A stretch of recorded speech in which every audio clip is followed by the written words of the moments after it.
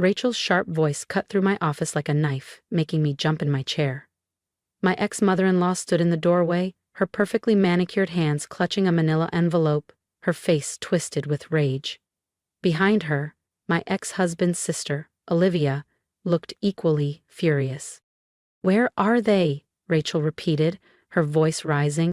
I took a steadying breath, glancing toward my assistant, who had already frozen mid-step. After 5 years of peace following my divorce from their beloved Jonathan, I had never expected to see any of the Whitmore family again, especially not barging into my office uninvited. "Where are who?" I asked, keeping my tone even. Rachel stormed forward, slamming the envelope onto my desk. "Don't play games with us, Melanie," she spat. "Our grandchildren, Jonathan's children, the ones you've been hiding from us for the past 6 years. I felt my stomach drop. "What?" My voice barely came out. "What children?" "Jonathan and I never had kids." Olivia stepped forward, yanking several photos from the envelope. She threw them onto my desk, scattering the legal documents I had been reviewing. "These children, Melanie," she hissed. "Stop lying." My hands trembled as I picked up the first photograph. It showed 2 children, a boy and a girl, maybe 5 or 6, playing in a backyard. They both had dark hair like mine, and something in their features bore a passing resemblance to Jonathan, but I had never seen these children in my life. "I don't understand," I murmured, my mind spinning. I looked up at Rachel and Olivia's expectant stares.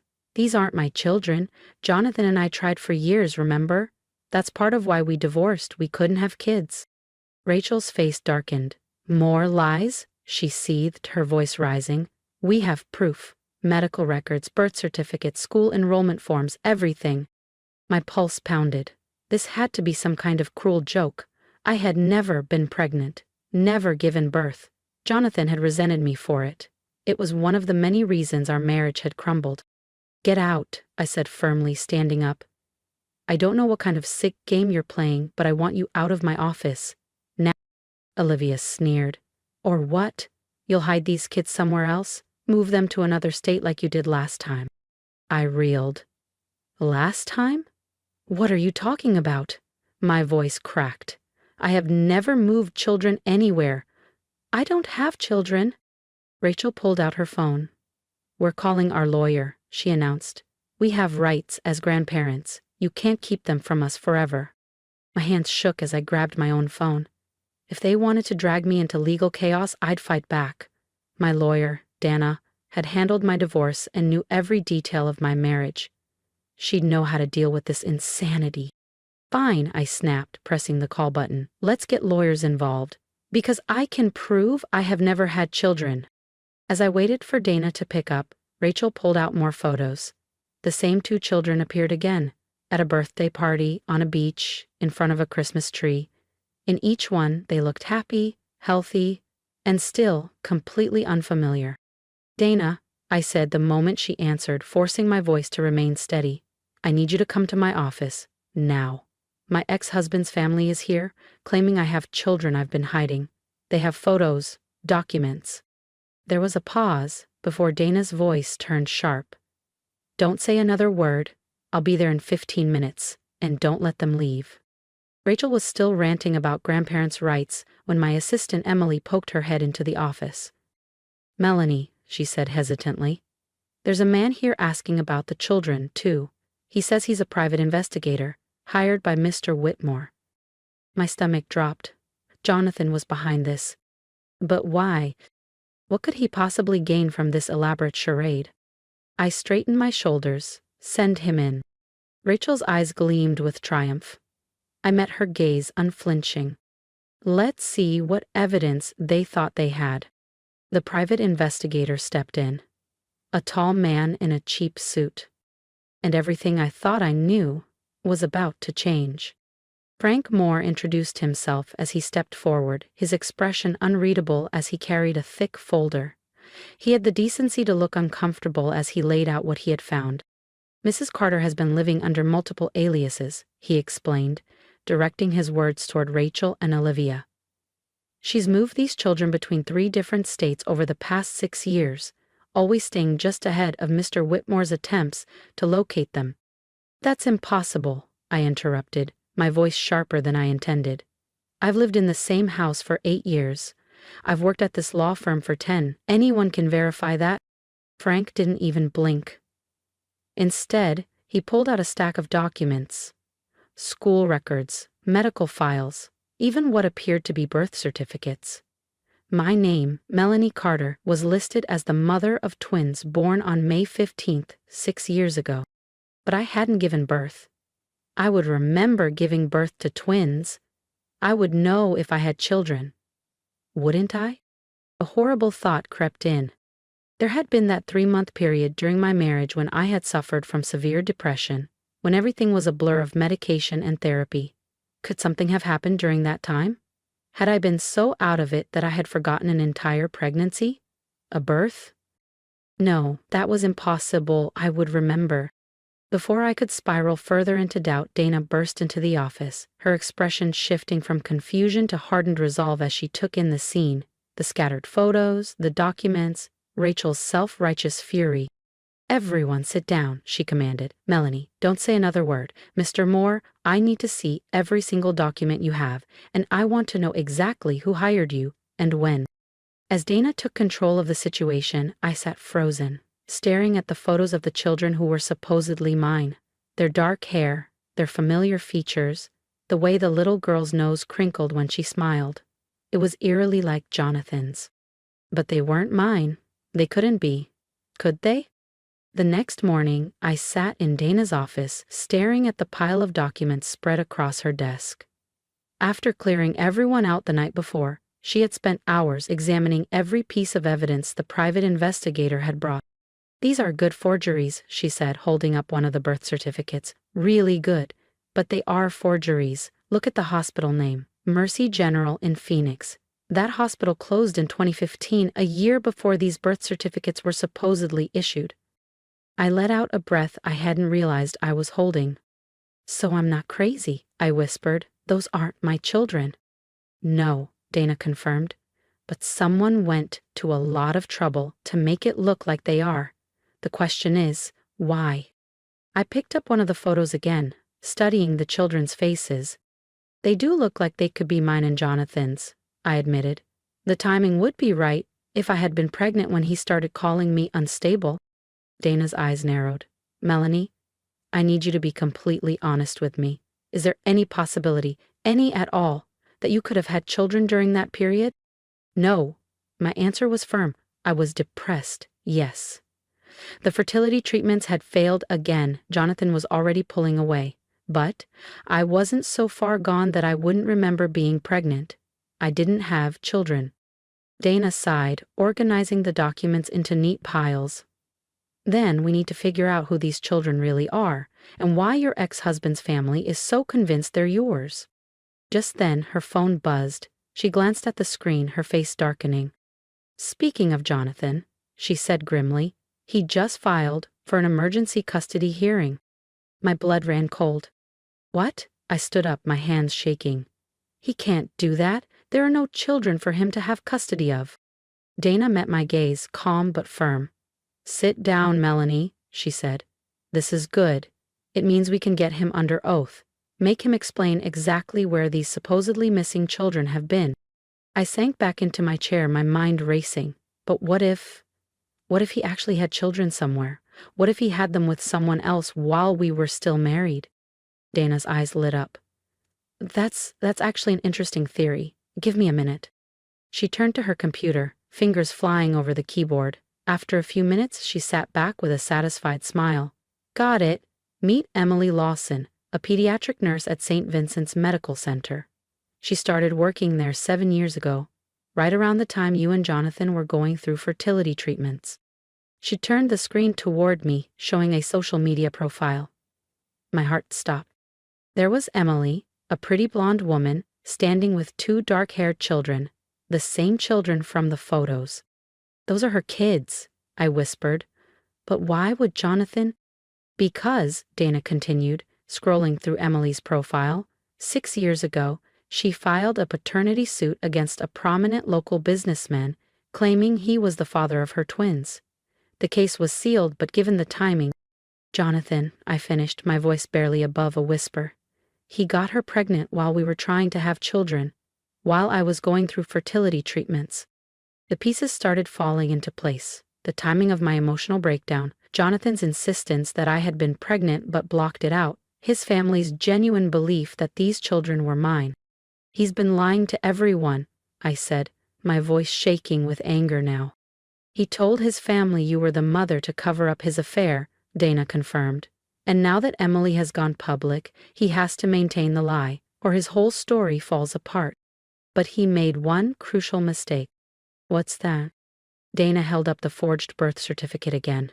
He listed you as the mother but kept Emily's original choice of names for the twins. James and Lila Lawson. Not Whitmore. Not Carter. She started gathering the documents into a folder. The emergency hearing is tomorrow morning, she said. I think it's time we invited Emily Lawson to tell her side of the story. I stared at the photo of the children, Jonathan's children. But not mine. His family doesn't know, do they? I murmured.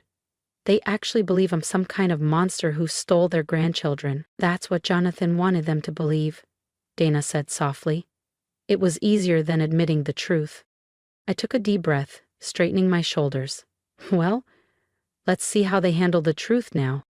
As I left Dana's office, my phone buzzed with a text from Rachel. We're praying you'll do the right thing and bring our grandchildren home. I saved the message.